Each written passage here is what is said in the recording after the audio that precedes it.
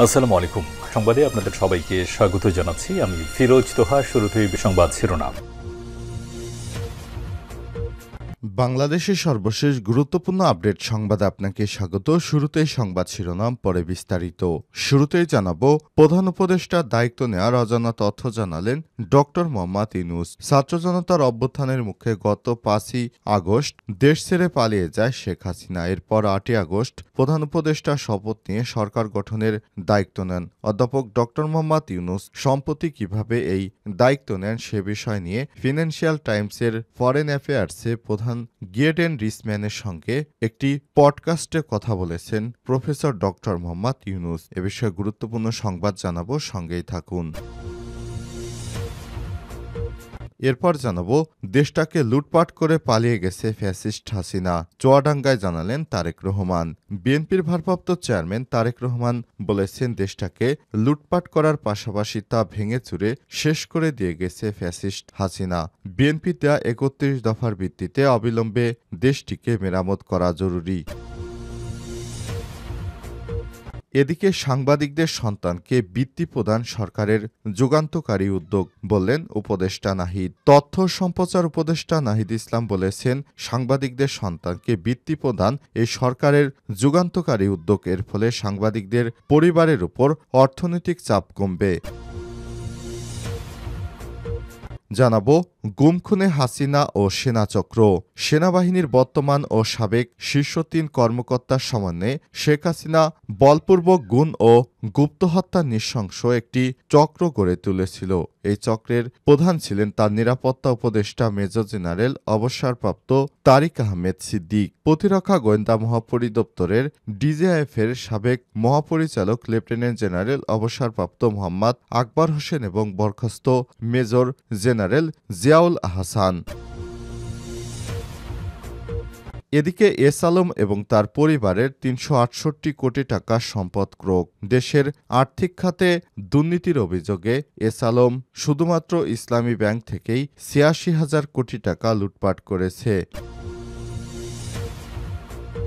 এবং সর্বশেষ জানাবো, যুক্তরাষ্ট্রে বিমান ও হেলিকপ্টার দুর্ঘটনায় আর কেউ বেঁচে নেই, ধারণা জন ডনেলির। যুক্তরাষ্ট্রের ওয়াশিংটন ডিসিতে ফায়ার এবং জরুরি মেডিকেল সেবার প্রধান জন ডনেলি বলেছেন, গতরাতে যাত্রীবাহী বিমান ও সামরিক হেলিকপ্টারের মধ্যে সংঘর্ষে নিহত সবার মরদেহ উদ্ধার করা হয়েছে। বিমানে ৬৭ জন যাত্রী ছিলেন এবং হেলিকপ্টারে ৩ জন। সবারই ইতিমধ্যে মৃত্যু ঘটেছে। ইতিমধ্যে ৪০ জনের লাশ উদ্ধার করা সক্ষম হয়েছে। বাকিদের লাশ উদ্ধারে নদীতে জোর তৎপরতা চালাচ্ছে ফায়ার সার্ভিস। প্রিয় দর্শক, এতক্ষণ শুনছিলেন সংবাদ শিরোনাম, এবারে বিস্তারিত। তবে তার আগে বন্ধুরা, অনুরোধ থাকবে এই সংবাদটিতে একটি লাইক দিন। এই চ্যানেলে আপনি নতুন হয়ে থাকলে আমাদের সংবাদটি দেখতে দেখতে চ্যানেলটি সাবস্ক্রাইব করে রাখুন। কমেন্ট করে বন্ধুরা আপনার মূল্যবান মতামত জানিয়ে দিন আপনি বিশ্বের কোন দেশ থেকে বা বাংলাদেশের কোন স্থান থেকে আমাদের সংবাদটি দেখছেন এবং শুনছেন। এবারে বিস্তারিত।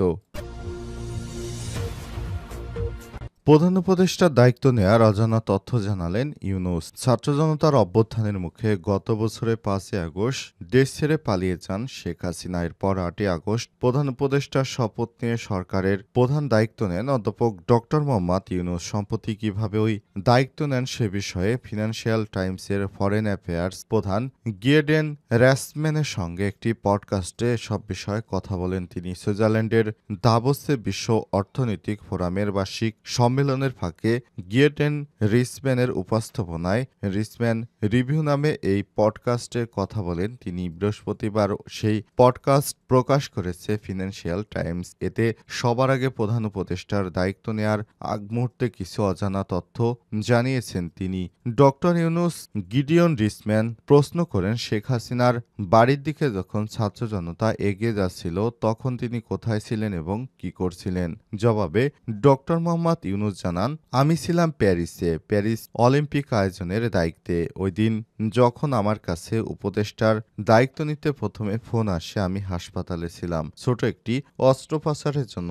তখন তারা ফোন করে। আমি মোবাইল ফোনে প্রতিদিন তখনকার ঘটনা নিয়ে খবর দেখছিলাম। তিনি বলছিলেন তারা ছাত্র প্রতিনিধিরা জানায় শেখ হাসিনা চলে গেছেন, আমাদের এখন সরকার গঠন করতে হবে, আপনি আমাদের হয়ে সরকার গঠন করুন। আমি তাদের বলি না, আমি পারবো না, আমি এ ব্যাপারে কিছু জানি না, আমি এটির সঙ্গে জড়িত হতে চাই না। ডক্টর ইউনূস বলেন আমার সঙ্গে যোগাযোগ করেছিলেন ছাত্ররা, আমি তাদের চিনতাম না, তাদের সম্পর্কে আগে কিছু শুনিনি। আমি তাদের বোঝাতে থাকি তোমরা অন্য কাউকে দায়িত্ব নেওয়ার জন্য খুঁজে বের করো, কিন্তু তারা আমাকে বলে না না, আপনাকে এখানে থাকতে হবে, আমরা অন্য কাউকে খুঁজে পাবো না। আমি তাদের বলি চেষ্টা করে দেখো, কিন্তু তারা বলে না, আমাদের সময় নেই। তারা নাছোড়বান্দা ছিল। আমি তাদের অন্তত একদিন চেষ্টা করতে বলি, কিন্তু তারা রাজি হয়নি। এরপর তারা আমাকে আবারও ফোন করে। তখন আমি বলি ঠিক আছে, ঠিক আছে, তোমরা জীবন দিয়েছো দেশটাকে বাঁচাতে এবং অনেক রক্তপাত হয়েছে, তোমরা যেহেতু এত কিছু করতে পেরেছো ইচ্ছার বিরুদ্ধে হলেও আমার কিছু করা উচিত, বলেন ডক্টর ইউনূস। মাতৃভূমি রক্ষায় আমারও যতটুকু খুশি দায়িত্ব পালন করা উচিত, অন্তত যাতে করে দেশটি অন্তত ভেঙে চুরে চুরমার না হয়ে যায়। প্রধান উপদেষ্টা আরও বলেন ছাত্ররা আমাকে জানায় সরকার গঠন করতে হবে, আপনি কি রাজি আছেন? এরপর আমি বলি হ্যাঁ রাজি আছি। এরপর নিজের সঙ্গে অন্যরকম ঘটনা ঘটে বলে জানিয়ে অধ্যাপক ডক্টর ইউনূস বলেন 2 ঘন্টা পর হাসপাতালে একজন নার্স আমার জন্য ফুলের তোড়া নিয়ে আসেন। আমি জিজ্ঞেস করি এটি কিসের জন্য? তিনি আমাকে বলেন আপনি যে প্রধানমন্ত্রী আমরা জানতাম না।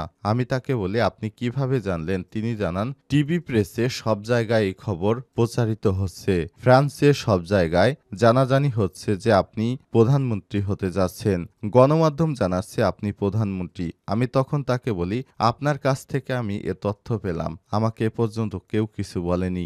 এর 2 ঘন্টা পর ওই হাসপাতালে চিকিৎসকরা তার সঙ্গে দেখা করতে আসেন বলে জানিয়েছেন ডক্টর মোহাম্মদ ইউনূস। তিনি সঙ্গে করে ফুলের তোড়া নিয়ে আসেন। সেই হাসপাতালের পরিচালকরাও তখন আসে, আমাকে শুভেচ্ছা জানায়। বলেন প্রধান উপদেষ্টা ওই সময় হাসপাতাল কর্তৃপক্ষ তাকে ছাড়তে না চাইলেও তিনি জোর করে ছাড়পত্র নেন বলে জানিয়েছেন প্রধান উপদেষ্টা।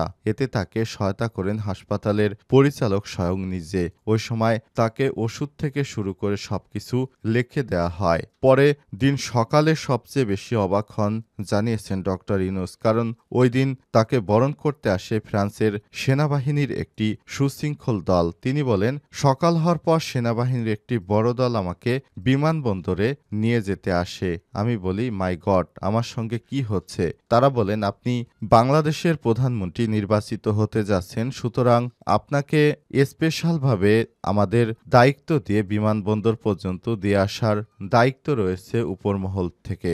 এরপরই তিনি দেশে ফিরেছেন বলে জানিয়েছেন ওই পডকাস্টে। চুয়াডাঙ্গায় তারেক রহমান বললেন দেশটাকে লুটপাট করে খুনি হাসিনা পালিয়ে গেছে। বিগত সময়ে 15 বছর ধরে দেশ থেকে $240 বিলিয়ন লুটপাট করেছে শেখ হাসিনা এবং তার সঙ্গীরা।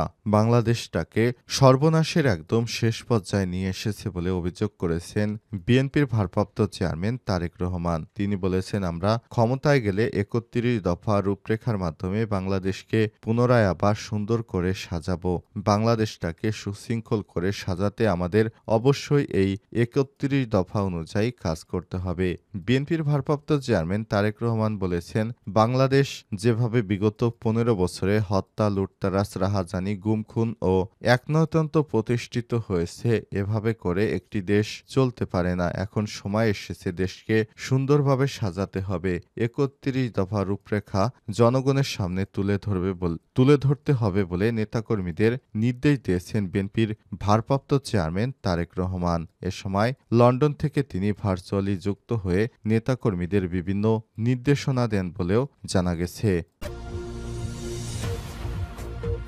সাংবাদিকদের সন্তানদের বৃত্তি প্রদান সরকারের যুগান্তকারী উদ্যোগ বললেন উপদেষ্টা নাহিদ ইসলাম। বাংলাদেশের সাংবাদিকদের সন্তানদের জন্য নতুন করে বৃত্তির ব্যবস্থা করেছে অন্তর্বর্তীকালীন সরকার। কারণ সাংবাদিকেরা অনেক ঝুঁকি নিয়ে অনেক কাজ করে থাকে, সুতরাং তাদের পরিবারকে দেখভাল করা বা অনেক ক্ষেত্রে কোনো দুর্ঘটনা ঘটলে সাংবাদিকরা সবসময় সবচেয়ে বেশি বিপদের মধ্যে পড়ে। এই দিক বিবেচনা করে অন্তর্বর্তীকালীন সরকার বাংলাদেশের সাংবাদিকদের সন্তানদের জন্য একটি বৃত্তির ব্যবস্থা গ্রহণ করেছে, যাকে যুগান্তকারী উদ্যোগ বলেছেন তথ্য সম্প্রচার উপদেষ্টা নাহিদ ইসলাম। গতকাল ঢাকার তথ্য ভবনে বাংলাদেশ সাংবাদিক কল্যাণ ট্রাস্টের উদ্যোগে জুলাই গণঅভ্যুত্থানে শহীদ ও আহত সাংবাদিকদের এবং অসুস্থ অসচ্ছল সাংবাদিকদের কল্যাণে অনুদান এবং সাংবাদিকের সন্তানদের বৃত্তির চেক বিতরণ অনুষ্ঠানে এসব তথ্য জানিয়ে তিনি এসব কথা বলেন। গুম খুনে হাসিনা এবং সেনাচক্র।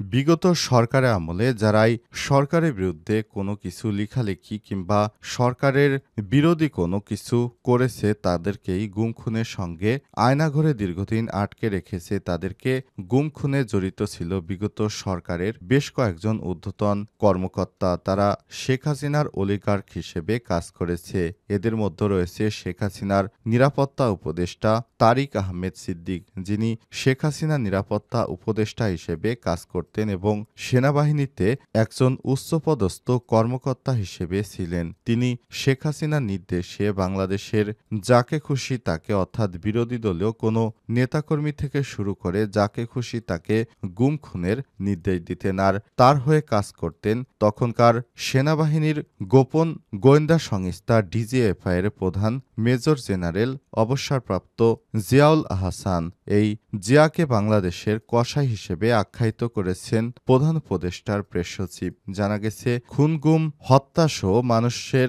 এমন কোনো জঘন্য কাজ করেননি এই সেনাবাহিনী থেকে চাকরিচ্যুত সাবেক সেনা কর্মকর্তা জিয়াউল আহসান। এবং এরপরে রয়েছে প্রতিরক্ষা গোয়েন্দা মহাপরিদপ্তর ডিজিএফআই এর সাবেক মহাপরিচালক লেফটেন্যান্ট জেনারেল অবসরপ্রাপ্ত মোহাম্মদ আকরাম হোসেন। এরা তিনজন মিলে মূলত দেশের সমস্ত গুম-খুনের সঙ্গে জড়িত। আয়নাঘর সৃষ্টি বা যে কোনো ধরনের অপকর্মের সঙ্গেই তারা এই চক্রটি দীর্ঘদিন ধরে শেখ হাসিনা সরকারকে সহায়তা করে আসছিল এবং এদের ছত্রছায়ায় শেখ হাসিনা দানবে পরিণত হতে পেরেছে বলে জানিয়েছে আমার দেশ পত্রিকা।